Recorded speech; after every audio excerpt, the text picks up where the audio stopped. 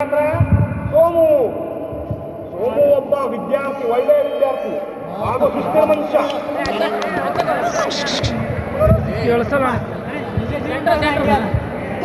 ಅದು ಮುಂದಿನ ಪಾತ್ರವೆಲ್ಲ ಅಚ್ಚುಕಚ್ಚಿನ ಅಜ್ಜಿ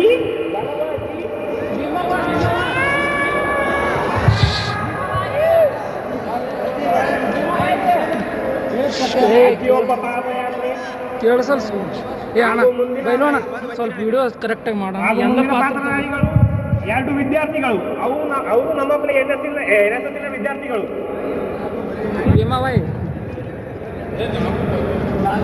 ಈಗ ನಮ್ಮ ನಾಟಕವನ್ನು ಶುರು ಮಾಡುತ್ತಿದ್ದೇವೆ. ಧನ್ಯವಾದ.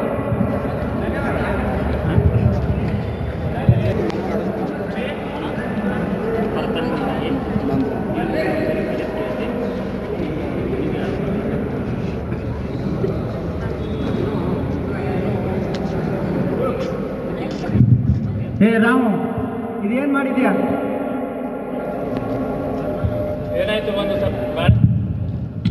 ಏನಾಯ್ತು? ಒಂದು ಬಾಳೆಹಣ್ಣ ಸಪ್ಪೆಯನ್ನು ತಿಂದಕ್ಕೆ.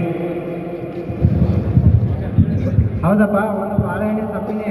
ಆದರೆ ಅದ್ರ ಮೇಲೆ ಯಾರಾದರೂ ಕಾಲು ಇಟ್ಟು ಬಿದ್ದರೆ ಅಂದರೆ ಅವಾಗೇನು ಮಾಡ್ತೀಯ? ಅಷ್ಟೇ ಅಲ್ಲ, ಇದು ನಮ್ಮ ಊರಿನ ರೋಡು. ಇದನ್ನು ಕ್ಲೀನ್ ಆಗಿಡುವುದು ನಮ್ಮ ಜವಾಬ್ದಾರಿ. ಅಲ್ಲಿ ನೋಡು, ಅದು ಎಷ್ಟೊಂದು ಕಸ ಎಲ್ಲ ಬಿದ್ದಿದೆ, ಎಲ್ಲಂದರಲ್ಲಿ ಪ್ಲಾಸ್ಟಿಕ್ ಬಿದ್ದಿದೆ. ಅಷ್ಟಲ್ಲದೆ ನೀನು ಬಾಳೆಹಣ್ಣಿನ ಸಪ್ಪೆ ಹಾಕಿ ಇನ್ನಷ್ಟು ಗಲೀಜು ಮಾಡ್ತಾ ಇದೀಯಾ. ಅದಕ್ಕೆ ನಾನೇನು ಮಾಡಲಿ? ಇದು ನನ್ನ ಕೆಲಸವಲ್ಲ, ಇದು ಮುನ್ಸಿಪಾಲ್ಟಿಯವರ ಕೆಲಸ. ನಾನೊಬ್ಬನೇ ಮಾಡಿದ್ರೆ ಇದು ದೇಶವನ್ನು ಸ್ವಚ್ಛಾಗುತ್ತಾ?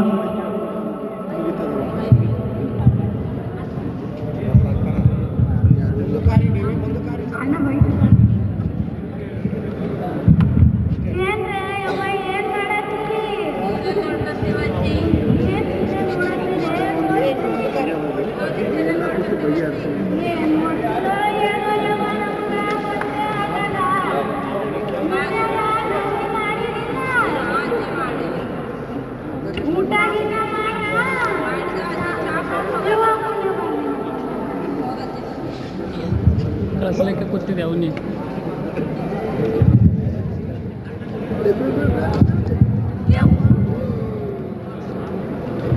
ನಿನಗ ಪುಣ್ಯ ಬರ್ಲೋ ಯಪ್ಪ. ಯಾ ನನ್ನ ಮಗ ಇಲ್ಲಿ ಬಾಳಿಕೆ ಬಿದ್ದಿದ್ದಿ ಒಂದಟ್ಯಾನು ಭಾಡ್ಯಾನ ಮಗವ. ನಾ ಬಿದ್ದಿದ್ದಾಗ ನನ್ನ ಸ್ವಂತನೇ ಮುರಿದಾಗಿದ್ದಲ್ಲೋ ಯಪ್ಪ. ನಿನಗ ಪುಣ್ಯ ಬರ್ಲಿ ಮಗ. ಹೌದಾ? ಈಗ ಒಂದು ವೇಳೆ ಅಜ್ಜಿ ಏನು ಬಿದ್ದೆ ಏನಾಗಿ ಆಗಿದ್ರೆ ಅವಾಗೇನು ಮಾಡ್ತಿದ್ದೆ? ಕ್ಷಮಿಸು ಅಜ್ಜಿ, ಬಾಳೆಹಣ್ಣು ಸಪ್ಪೆ ಹಾಕಿದ್ದು ನಾನೇ. ನೀನು ನೆಕ್ಸ್ಟ್ ಬಾರಿ ಹೀಗೆಲ್ಲ ಮಾಡಕ್ ಹೋಗ್ಬೇಡಪ್ಪ. ಯಾಕಂದ್ರ ನಮ್ಮ ನಮ್ಮ ಮನ್ಯಾಗ ಹೆಂಗ ಹೊಸ ಗುಡ್ಸಿ ಒರ್ಸಿ ಇಟ್ಕೋತೀವಿ ಹಂಗ ನಮ್ಮ ಸುತ್ತಮುತ್ತಿನ ಊರಿಗೆ ಇಟ್ಕೋಬೇಕು. ಮುಂದಿನ ಬಾರಿ ಹಿಂಗ್ ಮಾಡ್ಬೇಡಪ್ಪ. ಸ್ವಚ್ಛತೆನೇ ದೇವ್ರಂತ ನಮ್ ಗಾಂಧೀಜಿ ಹೇಳ್ಯಾರ. ಸರಿ ಅಜ್ಜಿ.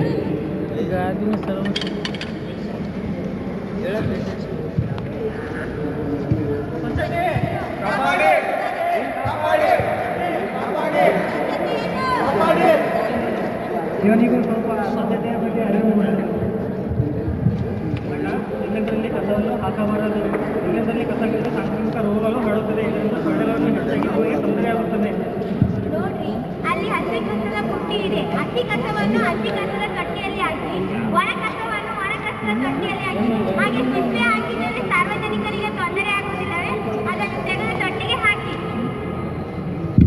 ನೀವು ಸರಿಯಾಗಿ ಹೇಳಿದರೆ. ಈಗ ನನ್ನ ತಪ್ಪಿನ ಬಗ್ಗೆ ನನಗೆ ಅರಿವಾಗಿದೆ. ನನ್ನ ಮನೆಯ ಬಗ್ಗೆ ಮಾತ್ರ ನಾನು ಯೋಚನೆ ಮಾಡಿದ್ದೇನೆ. ದೇಶ ಮತ್ತು ಪ್ರಪಂಚದ ಬಗ್ಗೆ ನಾನು ಯೋಚನೆ ಮಾಡಿಲ್ಲ, ಮತ್ತು ಮನೆ ಬಾಜು ಬಗ್ಗೆ ಕೂಡ ನಾನು ಯೋಚನೆ ಮಾಡಿಲ್ಲ. ಆದರೆ ಈಗ ನನ್ನ ತಪ್ಪನ್ನು ನಾನು ತಿದ್ದುಕೊಳ್ಳುತ್ತೇನೆ. ಮತ್ತೆ ಇದೇ ರೀತಿ ನಾನು ಯಾವತ್ತೂ ಕೂಡ ಮಾಡೋದಿಲ್ಲ. ನಾನು ಕೂಡ ನಿಮ್ಮ ರೀತಿಯ ಸ್ವಚ್ಛತೆಯನ್ನು ಕಾಪಾಡುತ್ತೇನೆ. ಪ್ರತಿಯೊಬ್ಬರು ಕೂಡ ಒಬ್ಬೊಬ್ಬರೇ ಆಗಿ ನಾವು ಸ್ವಚ್ಛತೆ ಮಾಡ್ಕೊತಾ ಹೋದರೆ ದೇಶ ಕೂಡ ಸ್ವಚ್ಛ ಆಗುತ್ತದೆ. ಇದು ಇಂದ ಬಾಳೆಹಣ್ಣ ಸಪ್ಪೆಯನ್ನು ನಾನು ಕಸದ ಬುಟ್ಟಿಯಲ್ಲಿ ಹಾಕುತ್ತೀನಿ. ಕಾಲೇಜ್ ಹೋಗೋ ಮಕ್ಕಳು ಬಂದರು.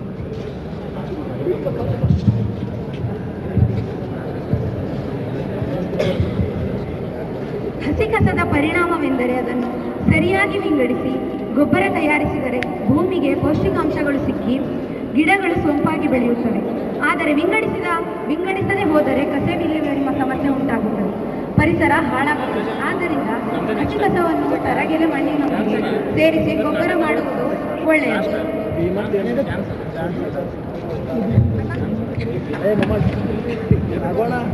ಮಿಶ್ರಣ ಮಾಡದೆ ಹಸಿ ಕಸವನ್ನು ತೊಳೆಯದೆ ವಿಷಕಾರಿ ಅನಿಲಗಳನ್ನು ಬಿಡುಗಡೆ ಮಾಡುತ್ತದೆ. ಇದರಿಂದ ಪರಿಸರ ಮಾಲಿನ್ಯ ತಡೆಗಟ್ಟಲು ಸಾಧ್ಯವಿಲ್ಲ. ಕಸವನ್ನು ಬೇರ್ಪಡಿಸುವುದರಿಂದ ರೋಗಕಾರಕ ಕ್ರಿಮಿಗಳು ಹರಡುವುದು ಕಡಿಮೆಯಾಗುತ್ತದೆ. ಇದರಿಂದ ಉತ್ತಮ ಆರೋಗ್ಯ ರಕ್ಷಣೆ ಮಾಡಿಕೊಳ್ಳಬಹುದು ಎಂಬ ಮಾತನ್ನು ಹೇಳಿರುವಂಥ ಭೀಮಾ ತಂಡಕ್ಕೆ ಹೃದಯಪೂರ್ವಕ ಚಪ್ಪಾಳೆ ಬಂತು. ಸ್ವಚ್ಛ ಭಾರತ ಎಂಬುದು ಕೇವಲ ಸರ್ಕಾರದ ಕೆಲಸವಲ್ಲ, ಇದು ಪ್ರತಿಯೊಬ್ಬ ನಾಗರಿಕನ ಕರ್ತವ್ಯ.